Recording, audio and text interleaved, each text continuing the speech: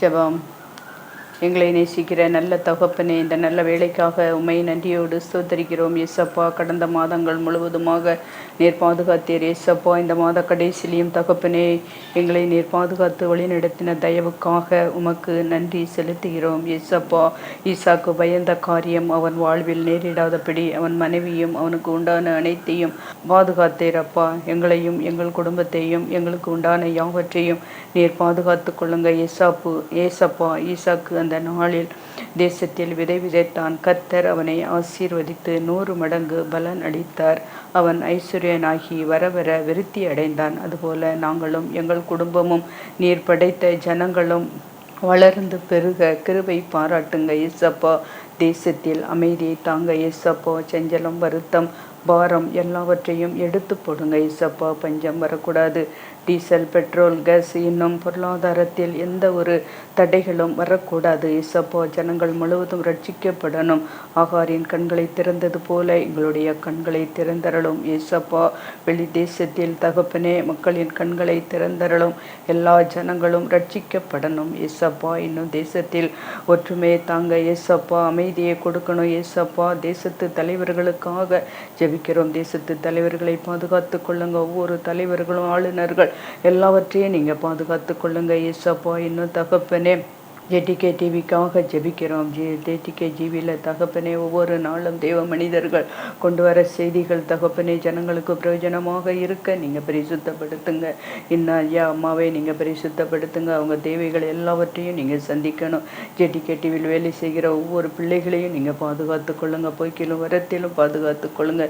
இன்ஸ்ட்ருமெண்ட்டுகள் எல்லாவற்றையும் நீங்கள் பாதுகாத்து கொள்ளுங்க. எந்த சேதமும் வராதபடிக்கு பாதுகாத்து கொள்ளுங்க. கரண்ட் தட்டுப்பாடு இல்லாதபடிக்கு நீங்கள் பாதுகாத்து கொள்ளுங்க ஏசப்பா. ஜேடிகே டிவியில் பேசுகிற என்னை மறைத்து நீங்கள் பேசுங்க. எல்லா துதிக மகிமை உமக்கே செலுத்துகிறோம் இயேசுவின் நாமத்தினால் ஆமேன் ஆமேன். கர்த்தரும் இரட்சகரும் ஆகிய இயேசு கிறிஸ்துவின் இனிதான நாமத்தினால் என் அன்பின் வாழ்த்துக்கள். கர்த்தர் நல்லவர் என்பதை ருசித்து பாருங்கள். நானாகவே வந்து நிற்கிறீ பிரசனத்தில் வந்து நிற்கிறீ. நீர் இன்று என்னை ஏற்றுக்கொள்வீரோ? ராஜ்யத்தில் சேர்த்துக் கொள்வீரோ? நீர் இன்று என்னை ஏற்றுக்கொள்வீரோ? ராஜ்யத்தில் சேர்த்துக் கொள்வீரோ? யோசேப்பை போல் நான் ஒழுங்கில்லையே, நோவாவை போல் நீதிமானும் இல்லையே, ஆபிரகாமை போல் விசுவாசம் இல்லையே, தானியேலை போல் நான் வேண்டவில்லையே. நானாக வந்து நிற்கிறீர். பிரசனத்தில் வந்து நிற்கிறீர். நீர் இன்று என்னை ஏற்றுக்கொள்வீரோ? ராஜ்யத்தில் சேர்த்துக் கொள்வீரோ? மத்தாளை போல் உம்மை சேவிக்கலையே, மரியாளை போல் உம்மை நேசிக்கலையே, எஸ்தரை போல எதையும் செய்யவில்லையே, எலிசபெத்தின் நற்குணங்கள் என்னில் இல்லையே. நான் வீணாகி பாழாகி வந்து நிற்கிறீர். நானாகவே வந்து நிற்கிறீர். பிரசனத்தில் வந்து நிற்கிறீர். நீர் இன்று என்னை ஏற்றுக்கொள்வீரோ? ராஜ்யத்தில் சேர்த்துக் கொள்வீரோ? நல்லவர் என்பதை ருசித்து பாருங்கள். நாம் இன்று பார்க்க போகிற செய்தி வேதத்தின் மகத்துவம். வேத வாக்கியங்களை ஆராய்ந்து பாருங்கள். அவைகளால் உங்களுக்கு நித்திய ஜீவன் உண்டென்று எண்ணுகிறீர்களே, என்னை குறித்து சாட்சி கொடுக்கிறவைகளும் அவைகளே. யோவான் 5:39 பரிசுத்த வேதாகமத்தை வாசித்து தியானிக்க வேண்டும் என்று ஆண்டவர் இயேசு கிறிஸ்து கட்டளை கொடுத்து இருக்கிறார். நமது இரட்சிப்புக்கு தேவையான அனைத்தையும் வேதாகமம் நமக்கு தெளிவாக கூறுகிறது. அறிவு பெருத்த இந்த காலத்தில் ஒருவர் சிறந்த கல்விமானாக இருந்தாலும் பரிசுத்த வேதாகமத்தில் வெளிப்படுத்தப்பட்டுள்ள உண்மைகளை அறிவியல் ஆனால் முக்கியமான நரக வேதனை இருந்து அவர் தப்ப முடியாது. ஆகவே எந்த அறிவையும் விட வேதாகமத்தின் சத்தியங்களை அறிவதே அளவற்ற முக்கியமாகும். உலக வாழ்க்கையில் நாம் எப்படி வெற்றி பெறலாம் போன்ற காரியங்களை விடவும் மிக முக்கியமான காரியங்களை குறித்து வேதாகமம் நமக்கு கற்றுத்தருகிறது. ஆம், அது நித்தியமான காரியங்களை குறித்து நமக்கு போதிக்கிறது. அது பரலோகத்துக்கு நம்மை வழி நடத்துகிறது. மனம் திரும்பிய பின்பு நமது ஆன்மீக வாழ்வில் நாம் வளர்வதற்கு தேவன் பயன்படுத்தும் மிக முக்கியமான கருவி பரிசுத்த வேதாகமே ஆகும். பரிசுத்த ஆவியானவர் நமது இருதயத்திலும் பரிசுத்த வேதாகமும் நமது கரங்களிலும் இருந்தால் கிறிஸ்தவ வாழ்க்கைக்கு தேவையான அனைத்தும் நம்மிடம் இருக்கிறது என்று அர்த்தம். மேலும் குழந்தை உள்ளத்தோடு பரிசுத்த வேதாகமத்தை படித்து தியானிக்கின்ற எவரும் பரலோகத்தை தவற விடுவதில்லை. இரத்தம் உடலில் ஓடி உடலுக்கு உயிர் கொடுக்கிறது. அது போன்றே ஆண்டவரின் வார்த்தைகள் நமது சிந்தையில் ஓடி நமது பக்தி வாழ்க்கையை உயிர்ப்பிக்கிறது. பூமியின் ஆழத்தை தோண்டி கொண்டே போனால் அங்கே பொன், வெள்ளி மற்றும் விலையேற பெற்ற உலோகங்கள் கிடைக்கலாம். அதே போன்றுதான் ஆண்டவரின் வார்த்தையை தியானித்து அவற்றின் ஆழத்திற்கு செல்லும் பொழுது அதைவிட விலையேற பெற்ற கிறிஸ்தவ நற்பண்புகளை நாம் அடையலாம். நாம் பூமியில் உயிரோடு இருப்பதற்கு காற்று தேவை. இவைகள் அனைத்தையும் விட நம்முடைய ஆத்துமா ஜீவனோடு இருப்பதற்கு கர்த்தருடைய வார்த்தையாகிய ஆவிக்குரிய மன்னாவாகிய வேத வசனம் நமக்கு தேவை. மத்தேயு 4:4 நமது கொள்கைக்கும் நமது நடைமுறை வாழ்க்கைக்கும் பரிசுத்த வேதாகமம் அளவுகோலாக உள்ளது. ஆகவே நமது சட்ட புத்தகம் பரிசுத்த வேதம் மனித வாழ்க்கையில் ஏற்படுத்திய மாறுதலை போன்று வேறு எந்த புத்தகமும் மாறுதலை ஏற்படுத்தியது இல்லை. எனவே முக்கியத்துவம் கொடுப்பது வேதாகமத்தை வாசிப்பதாகும்.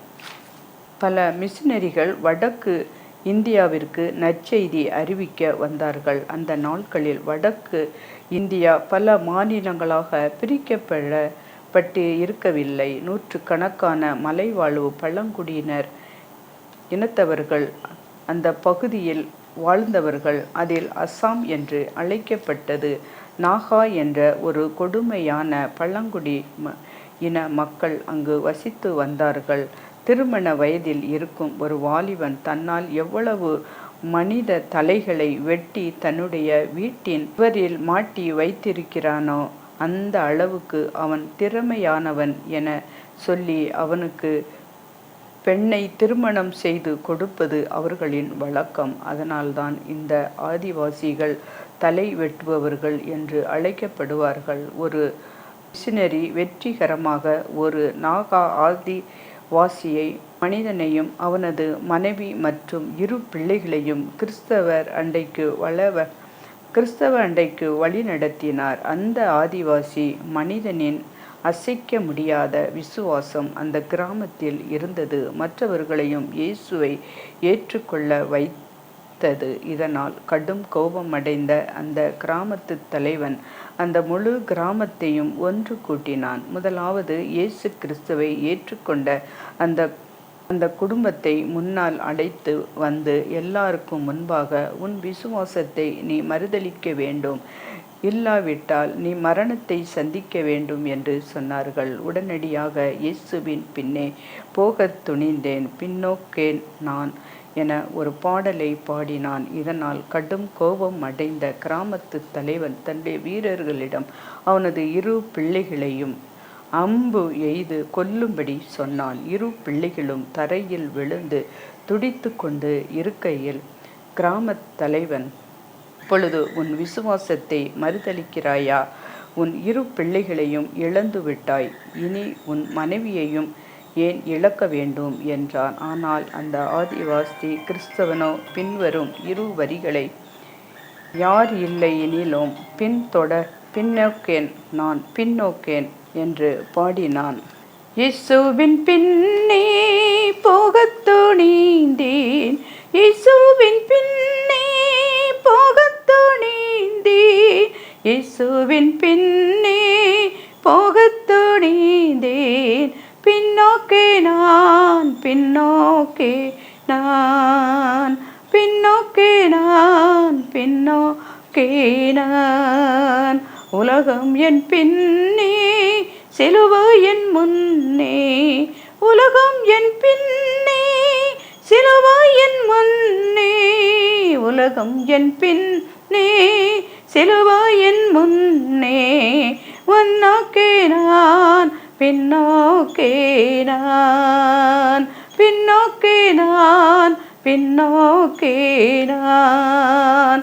கஷ்டங்கள் வந்தாலும் நஷ்டங்கள் வந்தாலும் பின்னோக்கே நான், பின்னோக்கே நான், பின்னோக்கே நான், பின்னோக்கே நான்.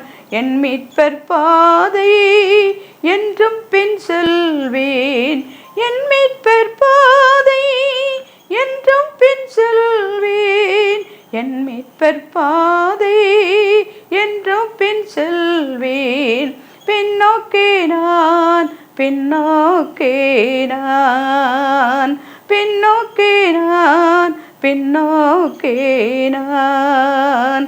இயேசுவின் ஆசை சிலுவையின் வாஞ்சை, இயேசுவின் ஆஞ்சை சிலுவையின் வாஞ்சை, இயேசுவின் ஆசை சிலுவையின் வாஞ்சை, பின்னோக்கே நான், பின்னோக்கே நான், பின்னோக்கே நான், பின்னோக்கே நான். செல்வேன் நான், வேகம் செல்வேன் நான், செல்வேன் நான், வேகம் செல்வேன், பின்னோக்கே நான், பின்னோக்கே நான், பின்னோக்கே நான், பின்னோக்கே நான்.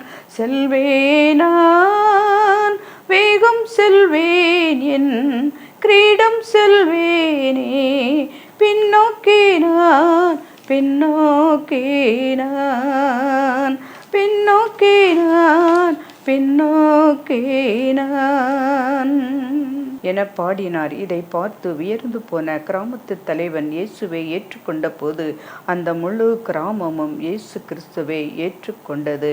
நாகா என்ற மக்கள் வசித்த அந்த பகுதியை நற்செய்தி இப்பொழுது நாகாலாந்து என அழைக்கப்படுகிறது. இந்தியாவில் உள்ள ஒரே ஒரு கிறிஸ்தவ மாநிலம் நாகாலாந்து.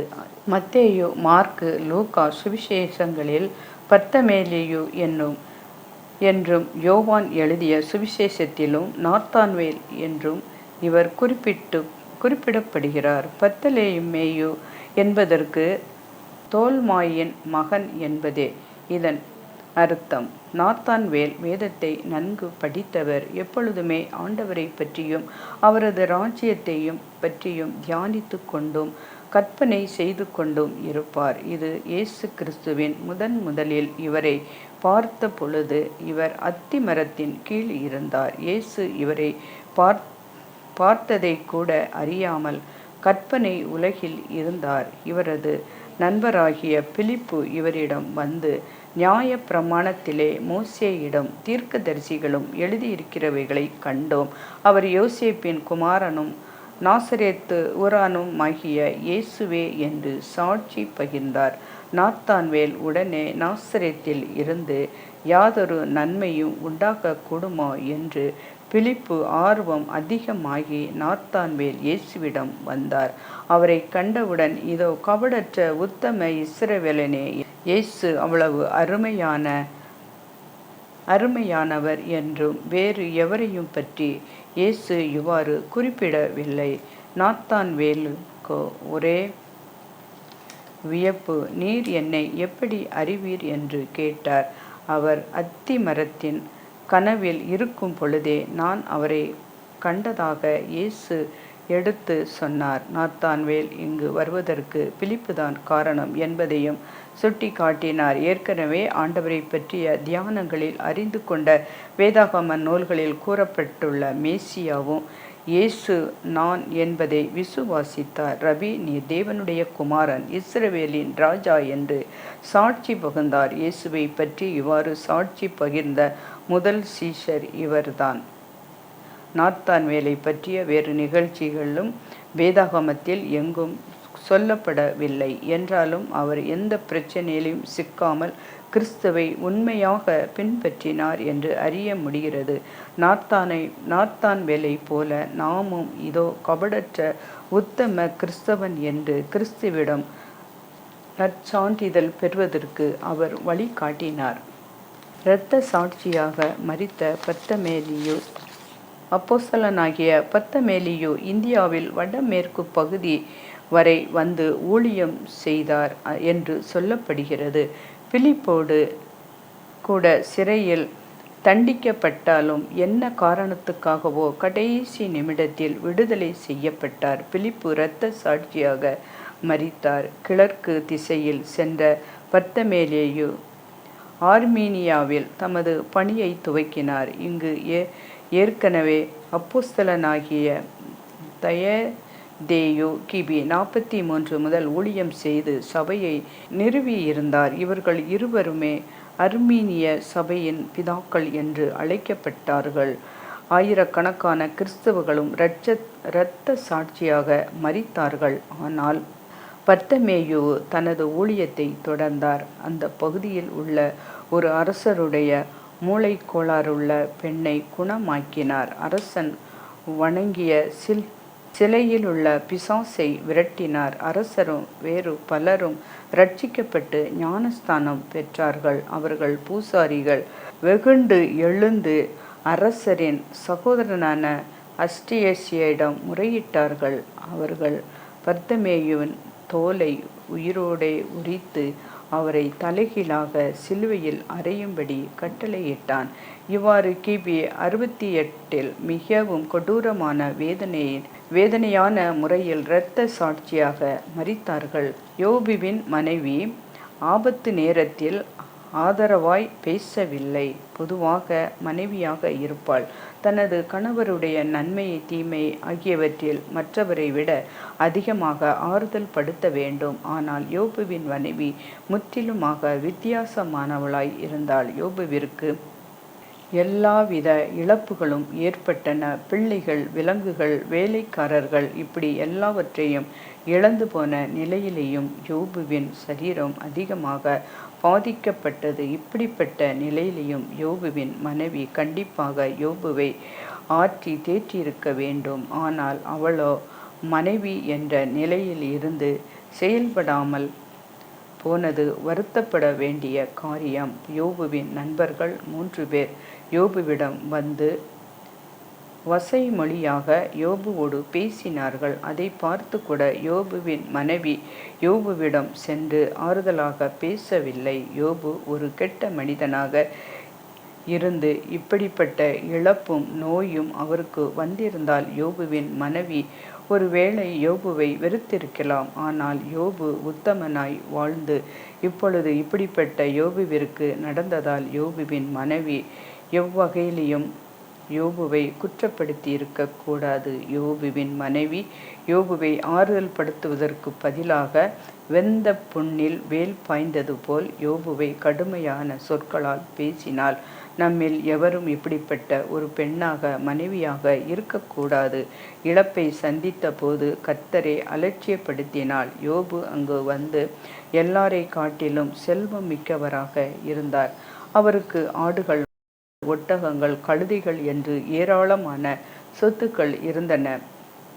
இவை அனைத்தையும் கர்த்தர் கர்த்தர் தான் தனக்கு அனுமதித்தார் என்று யோபுவிற்கு நன்றாக தெரியும். இந்த உண்மையை யோபுவின் மனைவியும் அறிந்திருந்தாள். அப்படி இருந்தும் இப்படிப்பட்ட ஆஸ்திகளையும், ஏன் அதை விட அதிகமான ஆஸ்திகளையும் கர்த்தர் தனது கணவர் யோபுவிற்கு தருவார் என்கிற நம்பிக்கையை யோபின் மனைவி பெற்று இருக்கவில்லை. இந்த இழப்பு யோபு இழந்த எல்லா இழப்புகளையும் விட மிகவும் கொடுமையானது. சொத்துக்கள் எல்லாம் இருந்தபோது அவை அனைத்தையும் அனுபவித்த யோபுவின் மனைவி அது இல்லாத போது கர்த்தரை தூஷிக்கும்படி தன் கணவரிடம் சொன்னார். ஏன் கர்த்தரை தூஷிக்கும்படி சொன்னாள் என்று தெரியவில்லை.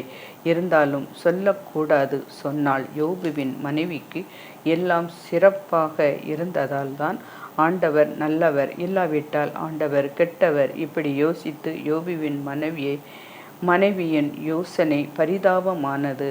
நம்மில் எவரும் யோபுவின் மனைவியைப் போல சிந்திக்கவும் வேண்டாம். யோபுவின் மனைவி பேசியதைப் போல பேசவும் வேண்டாம். அனைத்தையும் திரும்ப பெற்றும் ஆண்டவரை மறுத்தாள். யோபு தனது பிள்ளைகளையும் சொத்துக்களையும் இழந்த போது அவனுடைய மனைவி கர்த்தரை தூஷிக்கும்படி சொன்னாள். ஆனால் கர்த்தர் யோபுவின் விசுவாசம் உறுதியை பார்த்து யோபுவிற்கு எல்லாவற்றையும் இரட்டிப்பாக திரும்ப கொடுத்தார். இழந்த எல்லாவற்றையும் 2 மடங்கு பெற்ற யோபுவின் மனைவி அதை திரும்ப கொடுத்த கர்த்தரை, அதுவும் இரட்டிப்பாக கொடுத்த கர்த்தரை நினைக்கவும் துதிக்கவும் மறந்து போனாள். எல்லாவற்றையும் திரும்ப பெற்ற யோபுவின் மனைவி கர்த்தரை தவறாக நினைத்து விட்டேனே, தேவனை தூஷிக்கும்படி கணவரிடம் சொல்லிவிட்டேனே என்று அவள் யோசிப்பதற்காக வருத்தப்படவும் இல்லை. அப்படி பேசியதற்காக கர்த்தரிடமோ தனது கணவரிடமோ மன்னிப்பும் கேட்கவில்லை. நான் கர்த்தரை தப்பாக பேசியும் நான் தப்பாக பேசியதை கர்த்தர் மறந்து நான் இரட்டிப்பான ஆசீர்வாதத்தை அனுபவிக்கும்படிக்கு செய்தாரே, கர்த்தரால் எதையும் செய்ய முடியும் என்பதை மறந்து போனேனே என்று கர்த்தரிடம் மன்னிப்பு கேட்கவில்லை. இப்படி தூசித்தும் கூட திரும்ப பெற்ற போது வாயை மூடிக்கொண்டு இருந்த யோபுவின் மனைவியைப் போல நம்மில் யாவரும் இருக்கக்கூடாது. அவமானத்தை சுமக்க தயங்காத வீரம். மனித வாழ்வு கருவறை முதல் கல்லறை வரை என கூறுவார்கள். இங்கே நாம் உலக இரட்சகர் இயேசு கிறிஸ்துவின் கருவறை முதல் கல்லறை வரை தொடர்ந்து வந்தார். யாரென பார்த்தால் அது ஒரு பெண் ஆகும். துணிச்சல் உள்ள அதே சமயம் கடவுளின் வார்த்தைக்கு கீழ்ப்படிந்த அவள் மரியாள் ஆவாள். பிரபலமித்த ஒரு கிராமத்தை கன்னி பெண்ணான மரியாளை கடவுள் தெரிந்து கொள்ள காரணம் என்னவென்றால், மத்தேயு 5:8 சொன்னபடி இருதயத்தில் சுத்தமுள்ளவர்கள் பாக்கியவான்கள், அவர்கள் தேவனை தரிசிப்பார்கள் என்ற வாக்கின்படி இருதயத்தில் சுத்தம் இருந்தால் இந்த பாக்கியம் கிடைத்திருக்கலாம். தாழ்மையுள்ளவர்களுக்கோ கிருபை அளிக்கிறார் என்ற வாக்கின்படி மரியாளின் தாழ்மை கிடைத்த கிருபைக்காக இருக்கலாம். அதே பரிசுத்தமும் தாழ்மையும் வீரமும் பெண்களாகிய அனைவருக்குள்ளும் உறங்கிக் கொண்டு இருக்கிறது. கட்டி எழுப்ப கர்த்தர் சித்தமுள்ளவராக இருக்கிறார். சட்டங்களை உடைத்தெறியும் சாமர்த்தியசாலிகள். யாத்ராகம் 1 சிப்பிராள் பூவாள் என்ற 2 யூத மருத்துவ தாதிகளை பற்றி வாசிக்கிறோம். எபிரேய பெண்கள் ஆண் குழந்தைகளை பிரசவிக்கும் போது அந்த குழந்தைகளை கொன்றுவிட வேண்டும் என்பது அரசனாகிய பார்வோனின் கட்டளை. ஆனால் அந்த கட்டளையை மீறி எபிரேய ஆண் குழந்தையை கொல்லப்படாமல் பாதுகாத்தனர். இந்த மருத்துவ தாதிகள் துணிச்சலோடு மருத்துவ தாதிகள் செய்த இந்த செயலெல்லாம் கர்த்தரின் ஆசீர்வாதம். இந்த மருத்துவ தாதிகளுக்கு கிடைத்தது. பிறருடைய நலனுக்காக தங்கள் உயிரையும் பொருட்படுத்தாதபடி துணிச்சலோடு செயல்பட்டு தீமையான சட்ட திட்டங்களை உடைத்து எறிந்த கர்த்தரின் சித்தம் செய்ய தம்மை அர்ப்பணித்த மருத்துவ தாதிகளைப் போல அருள் பணியாற்ற நம்மை கர்த்தர் அழைக்கிறார். ஊழியத்தில் பெண்கள். ரோமர் 16 முதல் வசனத்தில் பவுலின் ஊழியத்திற்கு உதவியாய் இருந்தவரும் கொரிந்துவில் உள்ள கெங்கிரேயா ஊர் சபையின் காரியுமாய் இருந்த பேபேயாள் என்ற பெண்ணை பற்றி வாசிக்கிறோம். சபையில் பெண்கள் பேசக்கூடாது. கொரிந்தியர் 14:34 என்று பெண்களுக்கு கட்டுப்பாடுகள் விதிக்கப்பட்ட அதே காலகட்டத்தில்தான் சபையின் ஊழியக்காரியாகவும் அநேகருக்கு ஆதரவாகவும் ஆறுதலாகவும் பேயாள் இருந்திருக்கிறாள். காலமும் சூழ்நிலையும் சாதகமாக இல்லாவிட்டாலும் கிறிஸ்துவின் அன்பைத்தான் வாழ்வில் வெளிப்படுத்திய பேயாளை போல வாழ இறைவன் நம்மை அழைக்கிறார். சிலுவையின் கடைசி வரை பெண்கள் 4 நற்செய்தி நூல்களிலும் இயேசுவின் இறப்பு வரை கலிலேயாவில் அவருக்கு பணிவிடை செய்ய பெண்கள் கூட இருந்தார்கள் என சொல்லப்படுகிறது. ஆனால் சீடர்கள் கூட பயந்து அவரை விட்டு ஓடி ஒளிந்தார்கள். ஆனால் எளிய பெண்களாகிய கருதப்பட்டவர்கள் தைரியமாக அவரை பின்தொடர்ந்து சென்றார்கள் என்று மார்க் செய்தி நூலில் சொல்லப்பட்டு இருக்கிறது. உலக இரட்சகர் இவ்வுலகில் அவதரிக்க அவமானத்தை வீரத்தோடு ஏற்றுக்கொண்ட மரியாள் காரணமாக இருந்தாள். இறுதி அடக்கத்தில் கூட அவரை உளமாற பின்பற்றிய பெண்கள் இருந்தனர். இயேசுவின் அடக்கத்தை உற்று பார்த்து கொண்டு இருந்தனர் என்று சொல்லப்பட்டு இருக்கிறது. 3ஆம் நாள் காலியான கல்லறையை பார்த்து கதறியதும் ஒரு பெண்தான். பின்பு உயிர்த்தெழுந்த இயேசுவை தரிசித்ததும் ஒரு பெண்ணுதான். அவர் உயிரோடு எழுந்தார் என்ற செய்தியை அறிந்ததும் ஒரு பெண்தான்.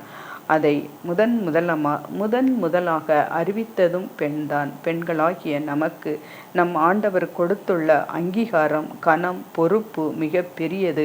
அதை அர்ப்பணிப்பில் பயன்படுத்தி நம்பிக்கை நாயகிகளாக நாம் செயல்படுவோம். கோடி கோடி நன்றி சொல்லாலும் உமக்கது ஈடாகுமா?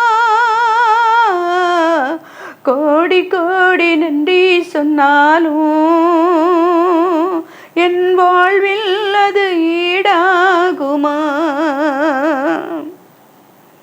சோர்ந்திட்ட நேரத்திலும் கிருபையை தந்து என்னை விழுந்திடாமல் சுமந்ததை போற்றி பாடுவேன்.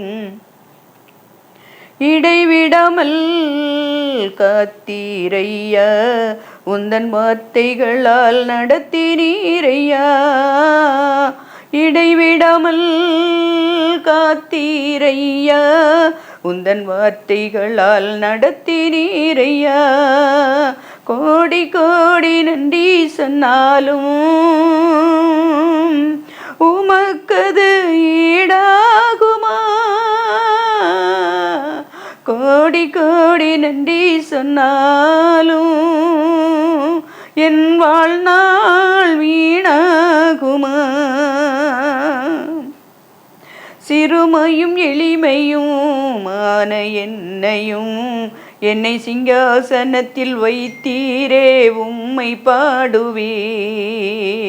அலங்காலமாக இருந்த என் வாழ்க்கையில் அலங்காரமாக மாற்றியதை போற்றி பாடுவேன். சிறுமையும் எளிமையும் ஆன என்னை சிங்காரத்தில் வைத்தீரே, உம்மை பாடுவேன். அலங்கோலமாக இருந்த என் வாழ்க்கையில் அலங்காரமாக மாற்றியதை போற்றி பாடுவேன். புழுதியில் இருந்து எடுத்தீரையா, எந்தன் தலையை நீர் உயர்த்தினீரையா. பொழுதியில் இருந்து எடுத்தீரையா, எந்தன் தலையை நீர் உயர்த்தினீரையா. கோடி கோடி நன்றி சொன்னாலும் உமக்கது ஈடாகுமா? கோடி கோடி நன்றி சொன்னாலும் என் வாழ்நாள் வீணாகுமா? கோடி கோடி நன்றி சொன்னாலும் உமக்கது ஈடாகுமா? கோடி நன்றி சொன்னாலும் என் வாழ்நாள் வீணாகுமா, என் வாழ்நாள் வீணாகுமா. கர்த்தர் நம் அனைவரோடும் கூட இருப்பாராக. ஆமென்.